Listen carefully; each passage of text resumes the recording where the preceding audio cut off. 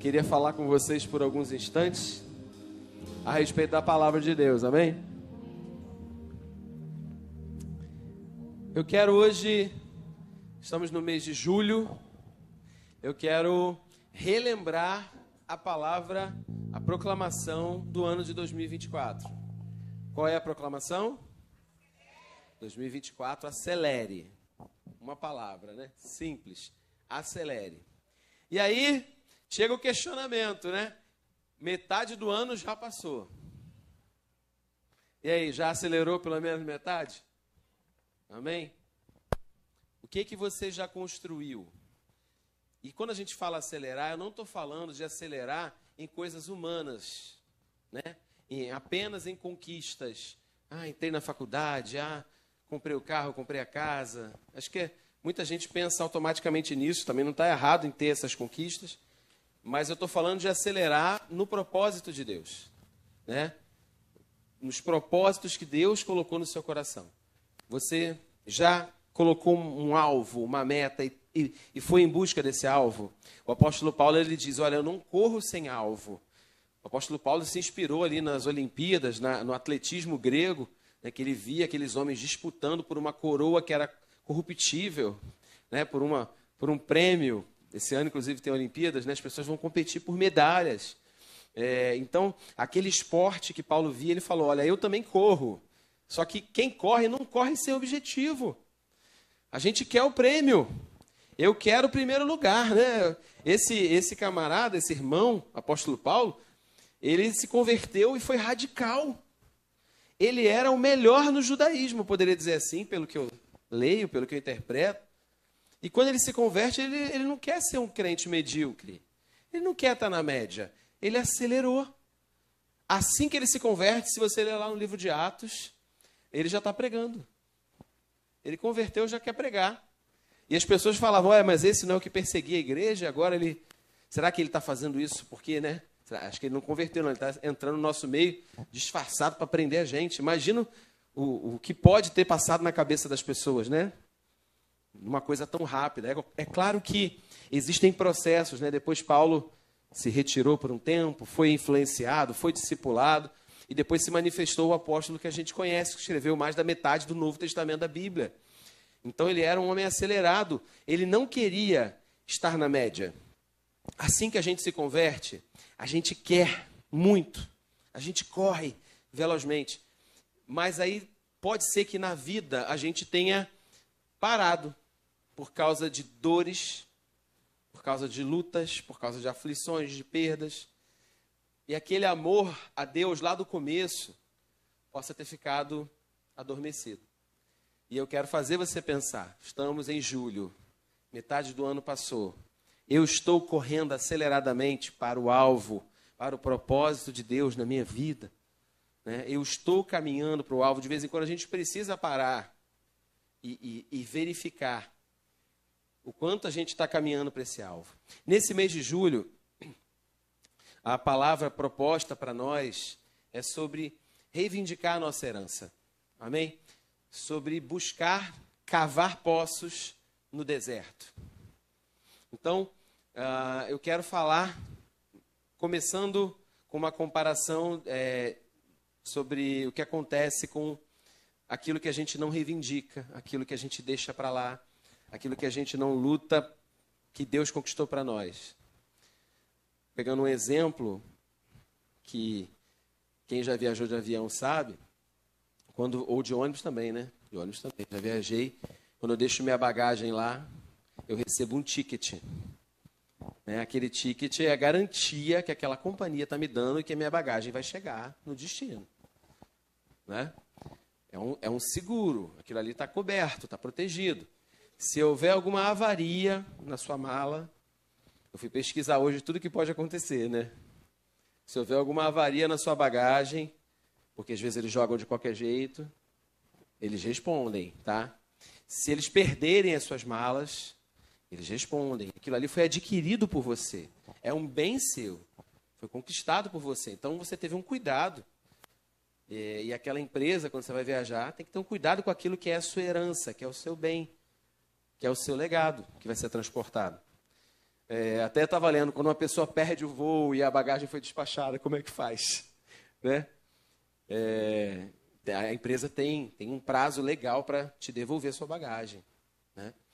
Então, se sumir, se desaparecer, eles têm um prazo legal para fazer aparecer aquela bagagem para você ou te reembolsar financeiramente. Aquele ticket, então pega a sua Bíblia aqui comigo. Aquele ticket que você despachou a bagagem é a garantia de que o que é seu te pertence e você vai tomar de volta.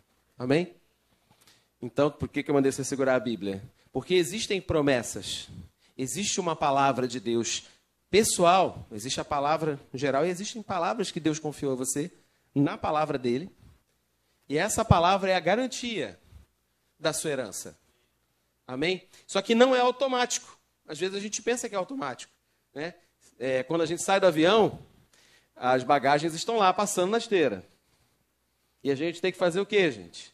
Ir para lá e ficar esperando. Eu acho que aquela ali é a que eu botei fitinha, né? É a minha. A gente tem que ficar ali. Se eu não for buscar minha bagagem, o que acontece? Você sabia disso? Eu fui aprender agora. Existe destruição de bagagens que não são buscadas pelas pessoas. Tipo assim, a pessoa viaja, despacha a mala e não pega a mala. Esquece, sei lá. Né? Ou então, de repente, a pessoa despachou uma quantidade grande, esquece uma, né? Pega alguma, esquece a outra. E aquilo fica um tempo e depois aquilo é destruído. Aquilo ali que não foi reivindicado é destruído. Olha aí. A herança não reivindicada é destruída. Os bens não reivindicados são destruídos.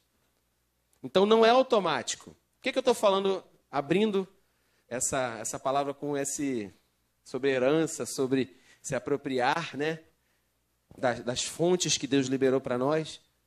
Eu estou abrindo com esse exemplo porque às vezes a gente pensa que é automático, a gente pensa que as coisas vão acontecer na nossa vida porque a gente é crente. Porque eu carrego o ticket comigo. Está comigo. Isso aqui já me dá direito automaticamente. Vou dar um exemplo. A herança do que diz a palavra sobre sua família.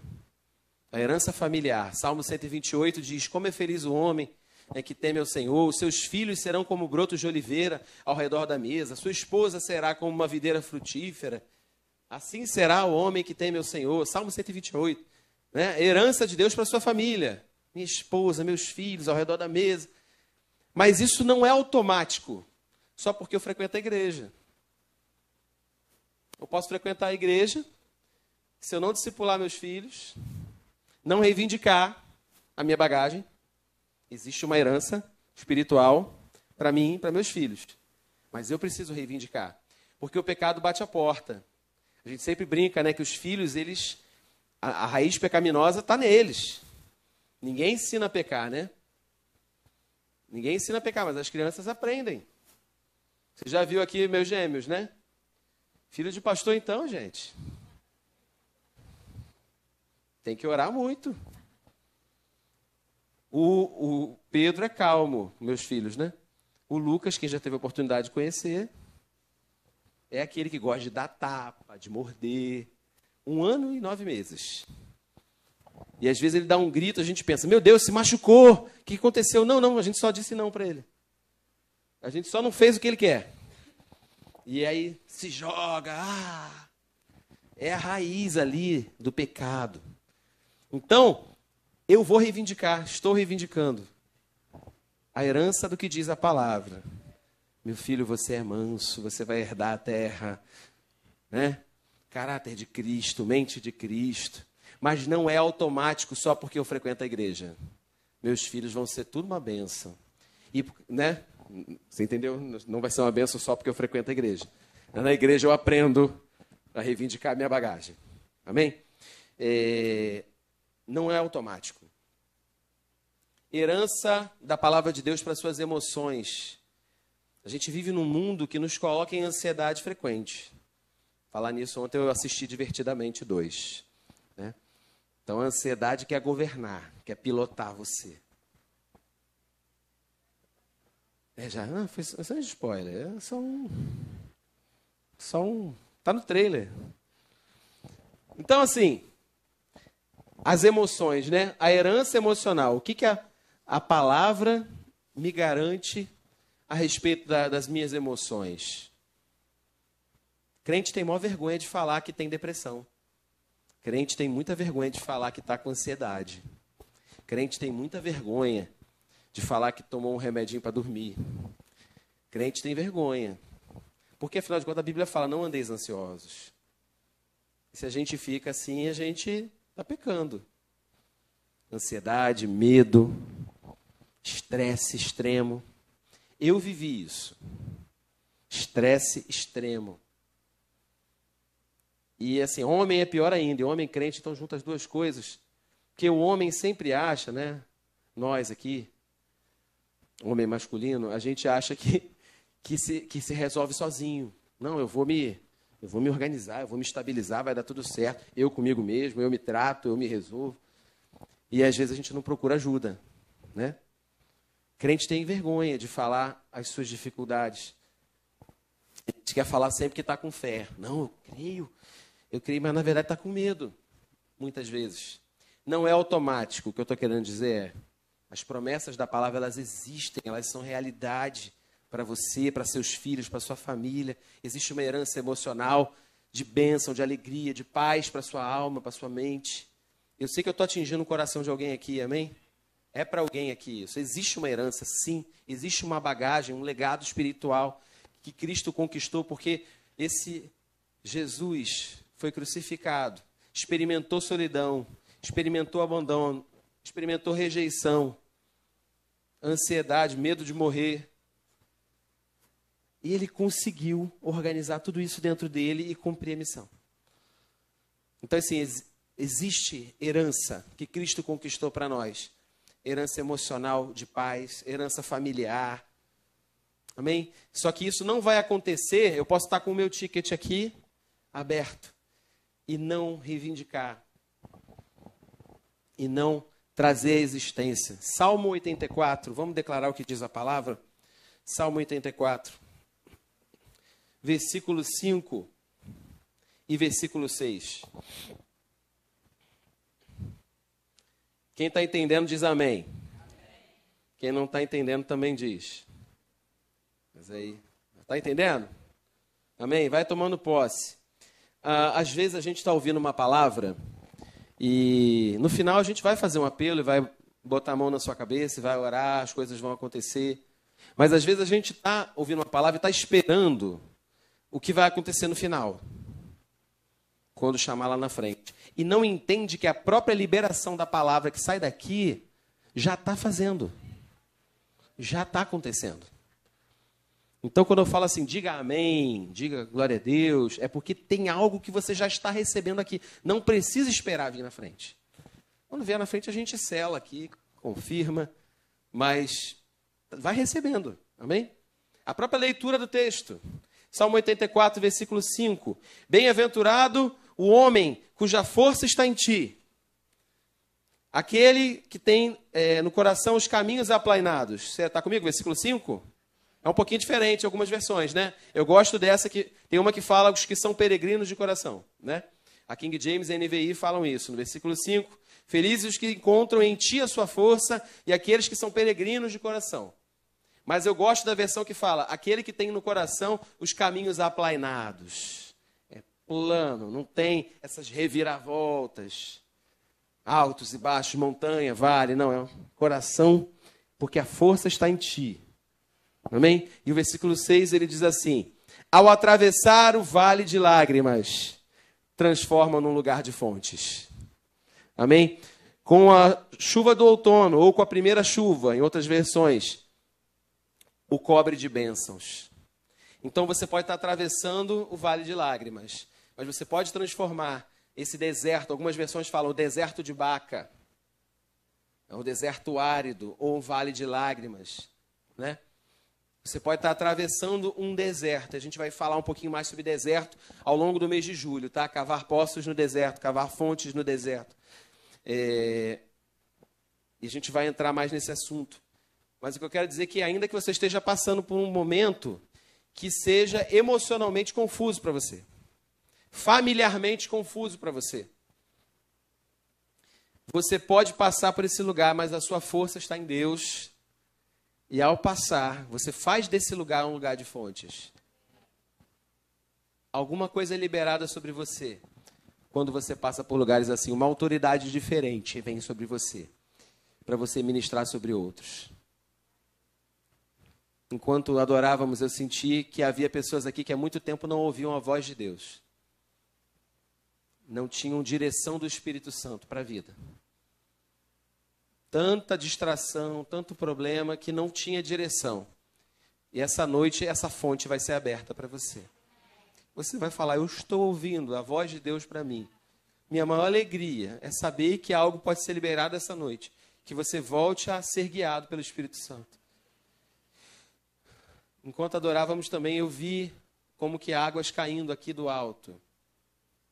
E o Senhor falava sobre essa fonte, né? Pessoas que tinham visões e não têm tido mais. As visões de Deus parecem ter silenciado. Os sonhos espirituais, as revelações da parte de Deus parecem ter silenciado na sua vida. É porque alguém entulhou esses poços. E nós vamos desentulhar nessa noite. Amém? Essas fontes serão reabertas. A apóstola Nelma falou aqui no Café dos Novos Discípulos de Terra Fértil que essa igreja começou, entre várias coisas que marcaram o nosso começo, o pai da apóstola Nelma, né, o seu Messias, ele tinha um terreno da igreja, né, foi uma doação dele, mas na casa dele ele tinha um poço. Em Uaíba, naquele tempo, as pessoas vinham buscar água no poço do seu Messias. As pessoas, quem tinha um poço em casa era algo importante, né? E as pessoas precisavam de água, e o poço que ele abriu não foi só para ele, para a família dele. Aquele poço fez com que pessoas fizessem fila para pegar água aqui. E aquilo ali era um sinal, era um anúncio de uma igreja que viria depois. Os poços, na antiguidade, eram um instrumento de luxo. Em algumas cidades ainda hoje né? É uma coisa de gente rica, ter um poço. Na história bíblica que a gente vai começar a falar aqui no mês de julho, a gente vai ver que os patriarcas, Abraão, Isaac e Jacó, eles eram nômades, né? Eles não se viajavam, peregrinos em várias terras, né? Sempre que havia seca, escassez de alimento, eles tinham que se mudar para uma outra terra. O povo da antiguidade era assim. Só que para você se estabelecer num território, imagina ali você colocar seus animais, começar a plantar num lugar e não ter certeza se vai ter água para regar aquela plantação que você fez, ou para dar de bebida, né? Preparar ali a bebida dos animais. Como que você ia praticar agricultura e pecuária se você não tem certeza se naquela região tem água? Então, cavar poços era essencial para quem vivia numa região de deserto, poder sustentar a sua família, para poder plantar, para poder criar animais. Então, primeiro ele tinha que saber, nesse lugar tem água? Nesse lugar tem fontes? Um deserto é um lugar hostil. E existem momentos da vida que a gente passa por... né, a Bíblia sempre vai usar a comparação, né, de fases da vida, de estações da vida, de dificuldade a deserto. Né? O meio evangélico, então, usa isso direto. Né? Alguém já deve ter falado para você. Está passando deserto, né, irmão? Mas deserto não é para ficar, é para passar. Né? Outra frase boa que eu ouvi, que eu aprendi dependendo do seu comportamento no deserto é que vai ditar o tempo que você vai ficar nele. Né? Poderia ser feita uma travessia em 2 anos, mas Israel murmurou e ficou 40. Então depende muito da sua atitude enquanto está passando esse tempo de aflição. Eu me lembro de um dos desertos que eu passei, e eu falo assim, Senhor, eu quero aprender tudo que precisa aprender rápido para sair. Né? Porque se a gente não aprende, fica rodando ali, e não aprende, repete tudo, e não aprende, repete tudo, e fica ali e não sai daquele lugar, porque não existe aprovação automática no reino de Deus, né? Não vai passar de série só porque está matriculado na igreja. Não vai. A herança só vai ser adquirida por quem vai lá e fala, não, essa mala é minha, isso aí é minha herança. Uma das palavras do hebraico para deserto, olha que interessante. Bramidbar significa colocar em ordem. Então, fazer um lugar se tornar deserto é organizar aquele lugar. Então, Deus às vezes usa a escola do deserto para colocar umas coisas em ordem dentro da gente. E ele fez isso com Israel. Ele matriculou o povo de Israel num curso. Não é assim? Deus não te matricula nos cursos que você não faria? Né? Se Deus falasse assim, quem quer aprender a superar um luto, eu não me matricularia. Vai ter que perder para tu aprender. Então, quem é que se matricularia? Mas, às vezes, a gente é matriculado nos cursos assim, que a gente não faria. A gente não quer entrar no deserto. A gente não quer. Mas é o lugar onde nossas convicções são testadas. É um lugar onde a nossa fé é testada, nossas emoções são colocadas em ordens. São ciclos, né? Estações secas que a gente passa. No deserto que o povo de Israel passou, eu aprendo muito com a ilustração do maná. Você sabe que o maná era um pão que Deus mandava do céu. É muito sobrenatural você pensar nisso. Que você quer uma coisa para comer e Deus manda aquilo descendo. E aí você pega aquilo e come. E aí, no início, o povo pensou assim, vamos guardar, né? Porque amanhã a gente não sabe o dia de amanhã. A gente está aqui no meio do nada, do deserto. Só que o maná no dia seguinte dava bicho. Não podia ser guardado. Tinha que consumir naquele dia. Então, sabe o que o maná nos ensina? Sabe o que o maná ensinou para aquele povo? Olha, Deus no deserto, ele dá aquilo que é suficiente para aquele dia. E amanhã, tu vai ter que confiar que Deus vai dar de novo.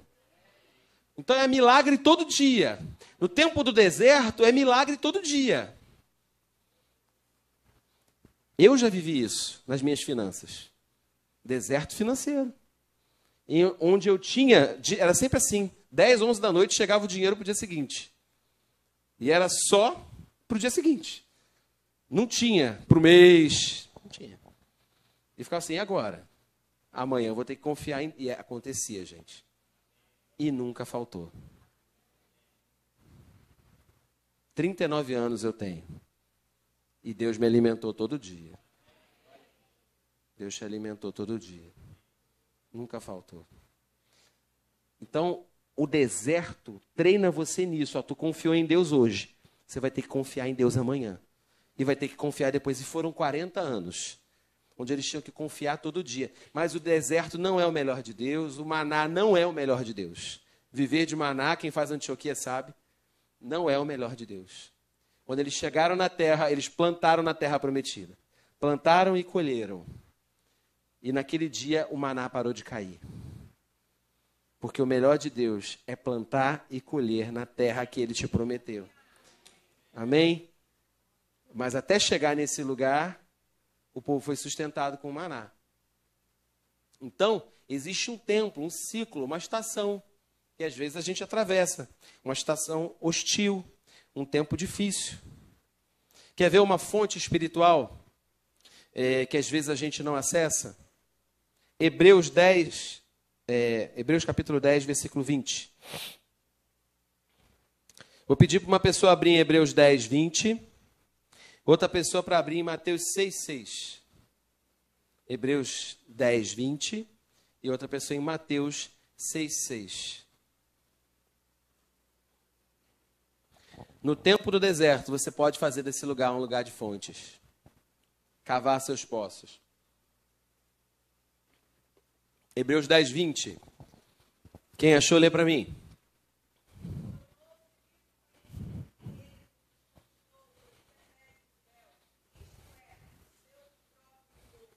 Jesus abriu um caminho para o Santo dos Santos, para o lugar de intimidade com Deus. Eu quero uma vida espiritual, eu quero isso que o Felipe falou, eu quero ter sonhos, eu quero ter visões, eu quero ouvir a voz de Deus.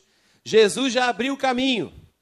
Jesus deu, então, o ticket da sua bagagem. Você tem uma herança espiritual, você tem acesso ao Pai.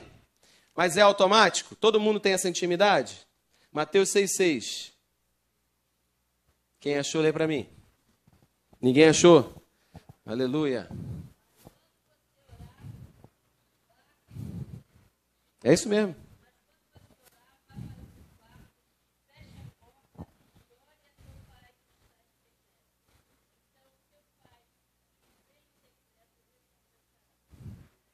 entra no teu quarto, fecha a porta e fala com teu pai no secreto. Eu sei que a gente tem uma vida corrida, eu sei que a gente lava a louça, eu limpo, os meus bebês fazem 3 a 4 cocôs por dia cada um. Não tem um dia que eu fique isento, que eu diga assim, minha esposa que vai limpar todos hoje. Não tem como.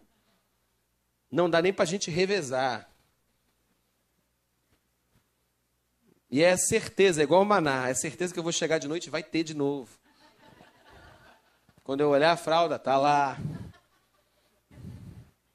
Então você tem uma vida corrida, eu também tenho uma vida corrida. Mas assim, Jesus comprou um acesso ao Pai, uma intimidade com o Pai. Glória a Deus, porque Jesus comprou.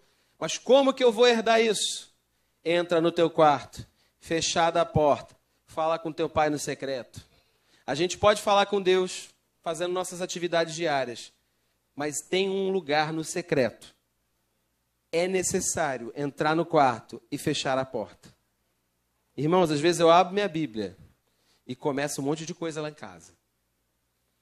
Eu tento fechar os meus ouvidos e falar, não é comigo, não é comigo. Mas não tem como. Às vezes eu tenho que parar, né? Porque as crianças precisam de mim. Mas o que eu estou querendo dizer para você, é possível você desfrutar dessa fonte que foi aberta por Jesus. Ele abriu o caminho para o Santo dos Santos. Eu quero que essa noite os poços sejam destravados. Eu queria ler mais um texto para fechar. Gênesis 26, 18. Vamos ficar de pé para dar a impressão que está acabando? Amém? Já entendi o recado aqui. Gênesis 26, 18.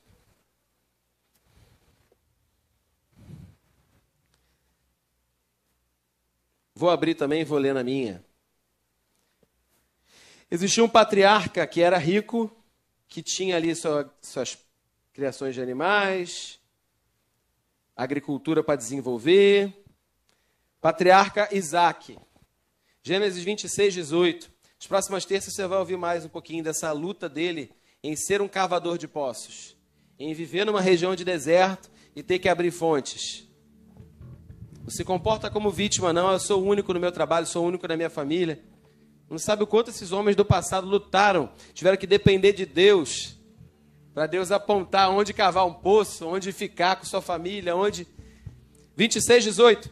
Tornou Isaac a abrir os poços que se cavaram nos dias de seu pai Abraão, e os filisteus tinham entulhado, depois da morte de Abraão, e lhes deu os mesmos nomes que seu pai lhes dera. Então tinha uma bagagem espiritual, tinha uma bagagem física. Eram poços que Abraão tinha cavado, que tinham sido entulhados. Fecha seus olhos um pouco. Existe uma herança para você e para sua família. E essa herança não diz respeito somente a você, diz respeito a seus filhos, aos seus netos, às suas gerações. Então você tem que reivindicar a sua herança. Você não pode achar que diz respeito apenas a você. Se você for desentulhado essa noite, se você tirar todo entulho, quem te entulhou? Foram os filisteus, foram os instrumentos de Satanás, foram pessoas maldosas, foram situações, foram problemas. E você de repente se sente entulhado essa noite. Parece que as fontes secaram. Parece que você não ouve mais a direção de Deus. Você não consegue mais sentir aquela presença que sacia a sua sede. Existe uma sede espiritual em mim e você. E mesmo passando pelo deserto, pelo vale de lágrimas, é possível estar saciado da presença de Deus no secreto. Então eu quero ser bem específico. Eu queria que viesse aqui na frente quem se sente de alguma forma entulhado. Quem sente que de alguma forma os filisteus entulharam você e você se sente seco. Você está atravessando o deserto, mas não está sendo fácil. Pode dar um passo aqui à frente, de coragem. Você fala, essa noite eu vou me reconectar com a fonte, que é Deus. Bem-aventurado é você, bem-aventurado é o homem cuja força está em ti, em cujo coração estão os caminhos aplainados. Ao passar pelo vale árido, faz dele um lugar de fontes. Seja você um cavador de poços. Seja você um desentulhador de poços. Você não vai sair daqui assim. Você entrou assim. Mas em nome de Jesus, a água que eu vi cair aqui vai jorrar de você. E você vai transbordar. Você vai transbordar. Eu queria que vocês que vieram aqui à frente, nós vamos orar abençoando a decisão de vocês. Mas são vocês primeiro que vão jorrar, que vão empurrar para fora. As águas que vêm da parte de Deus, elas vão jogar fora esse entulho. Eu queria que primeiramente você, antes de alguém orar, que você começasse a orar em línguas aí no seu lugar.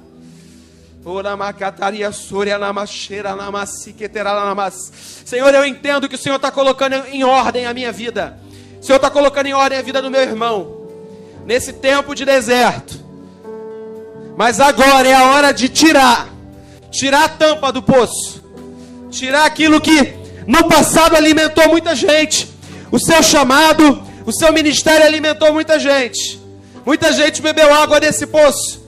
Mas chegou a hora de você transbordar de novo. Chegou a hora de transbordar de novo. Você não vai sair daqui marcado pelo entulho dos filisteus.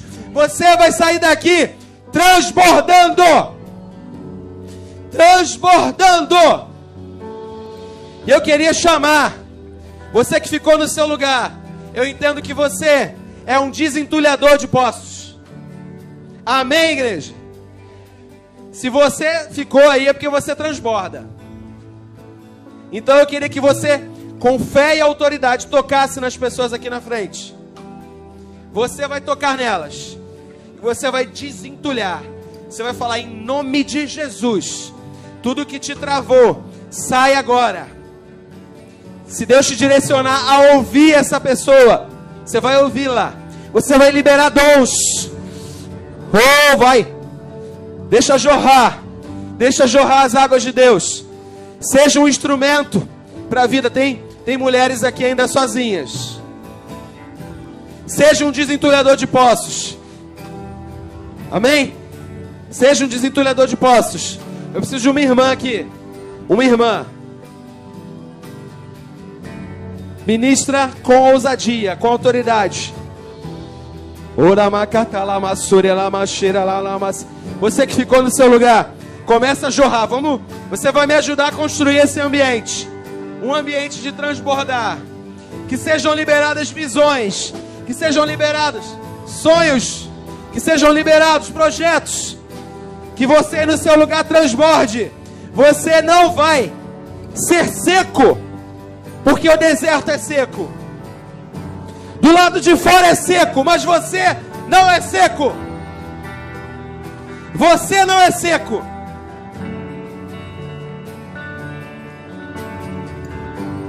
Eu queria que você no seu lugar começasse a orar, começasse a transbordar. Seja o intercessor pela igreja, pelo corpo de Cristo, por esses que estão aqui. Senhor, que nenhum deles saia daqui sem o toque da tua mão. Há pessoas aqui que vão se reconciliar com Jesus.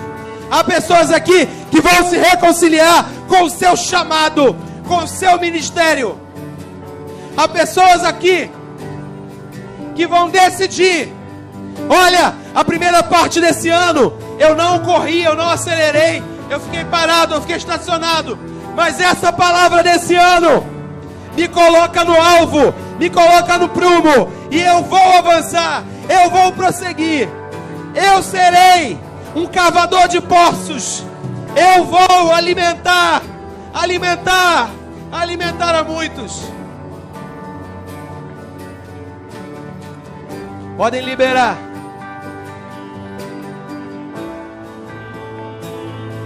Transborda, transborda. Transborda. Transborda.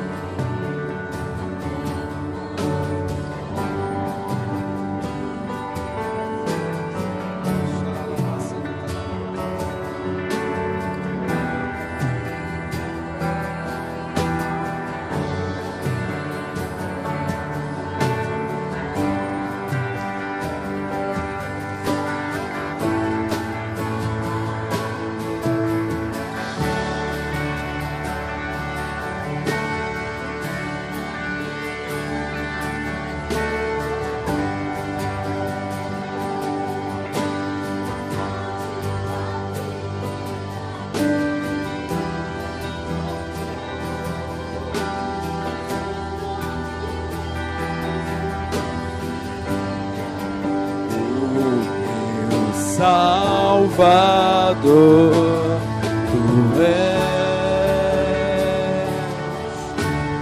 quem a minha alma esperou,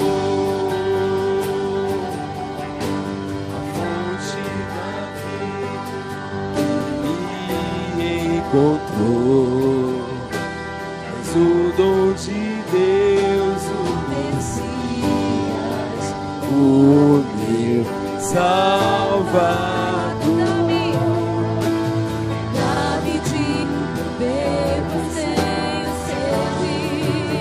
Não quero mais buscar. Deixa crescer. Deixa crescer essas fontes dentro de você. Está aumentando, está aumentando. Está aumentando. Vamos, gente. Você não vai sair desse lugar com sede. Você não vai sair. Dá-me de beber, pois tenho sede. Não quero mais buscar em outras fontes. Não precisarei aqui voltar pra minha sede saciar. Uma vez que eu já ouvi teu falar, tu és por quem a minha alma esperou, a fonte da vida que me Deixa jorrar, irmão. Deixa jorrar. és o dom de Deus. Vamos lá.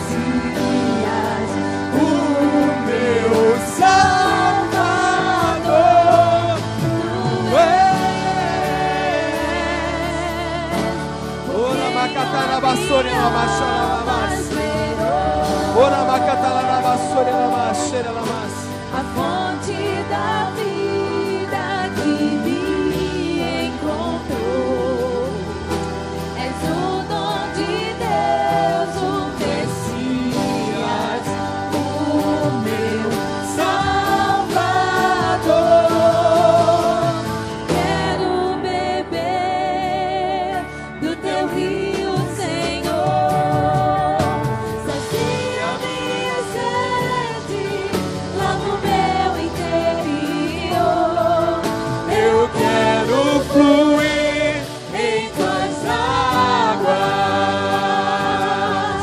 Eu quero beber da tua fonte, Fonte de águas vivas.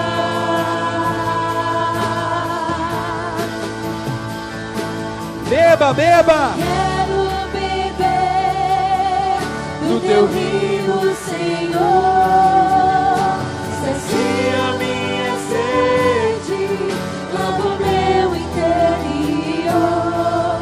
eu quero fluir em tuas águas. Eu quero beber Da tua fonte, fonte de águas vivas.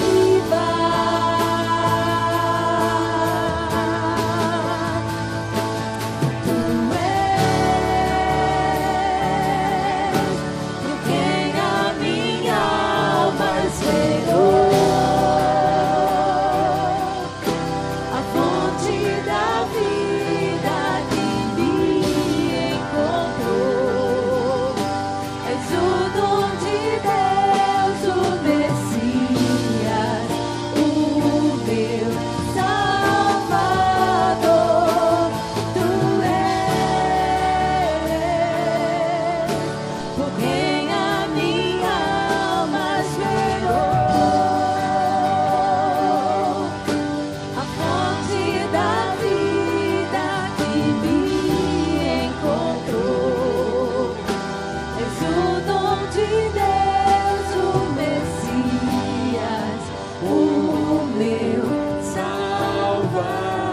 Salvador. Continue bebendo. Continue bebendo. Eu quero que você saia daqui saciado pela presença de Deus. Não admita chegar até um lugar como esse a fonte, a presença do Senhor, e sair daqui com sede. Mas eu quero me direcionar para você que está assistindo pela internet. Onde você estiver agora, mergulhe no rio de Deus. Decida se reconectar. Decida, eu declaro em nome de Jesus, a tampa espiritual que prendeu você, que prendeu a fonte, que tinha feito secar a sua vida espiritual. Você estava morrendo, você estava seco. Nós tiramos essa tampa agora, esse entulho, e você transborda agora da vida de Deus.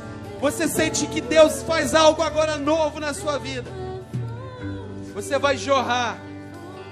Você vai jorrar. Você não precisou nem vir aqui, mas algo chegou até você, porque Ele te ama.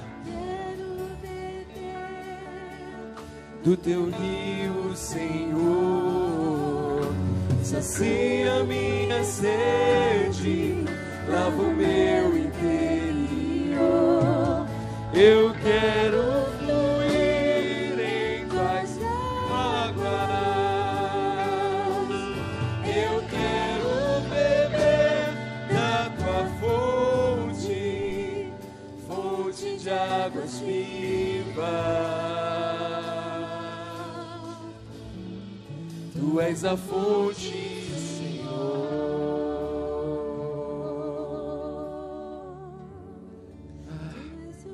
Tu és, Senhor. Vamos fazer cânticos espirituais, cantando, salmodiando com o nosso coração.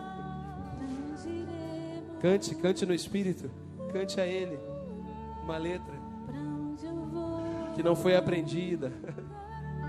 Ora maese lama shira lama keta la la lama surya la lama. Era mariso que te la lama shira lama keta la bas. Cantar ya la lama surya la la lama shira lama. Tu és o rio, Senhor. Tu és a fonte, Senhor. E eu preciso de Ti. Eu preciso tanto, tanto, tanto, tanto, tanto de Ti, Senhor. Rasgo meu coração e me curvo. Eu me lanço em Tuas águas. Eu sou livre para Te adorar, Senhor.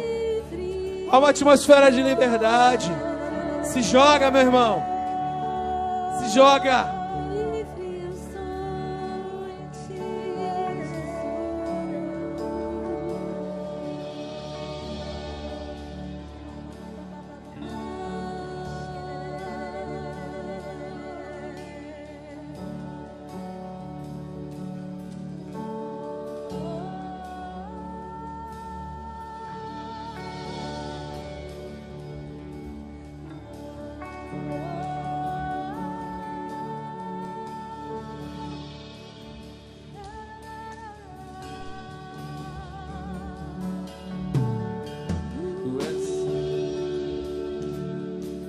Tu és a fonte, Senhor, fonte de vida. Tu és a fonte, Senhor. Lembra dessa? Tu és a fonte, Senhor.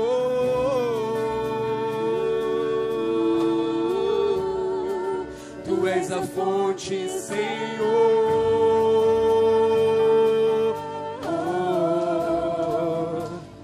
Fonte de vida.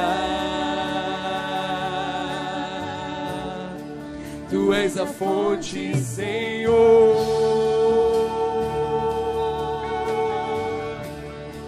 Tu és a fonte, Senhor.